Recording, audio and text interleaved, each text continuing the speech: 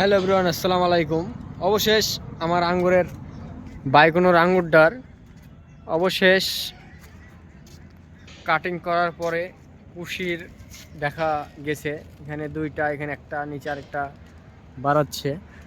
এটা কেবল দুইটা বড় হয়েছে, এই যে এটা ফুটছে, এখানে একটা আছে, এটা যে ফুটছে এটা বড় হয়ে গেছে, নিচেরটাও ফুটছে, এই দুইটাও ফুটছে, এখনো ফুল দেখা দেয়নি। আশা করা যাচ্ছে যে অবশ্যই আসতে পারে, আসলে অবশ্যই দেখাবো ফুল। যে এই গাছটাতেও, এটাতেও বাট ফুটছে, এখানে একটা বাট আছে, এটা ফাটছে কেবল, এগুলো ফাটবে, একটু থেমে ফাটবে, এক বার হয়ে ফাটবে। তো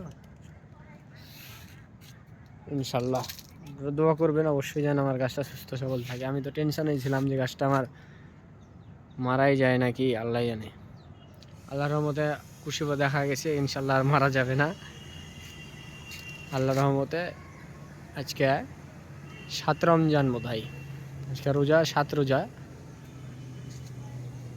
অবশ্যই যাদের আঙুর গাছ কাটিং করেছেন অবশ্যই যদি থাকে রিপ্লাই দিবেন, আশা করছি। আসসালামু আলাইকুম।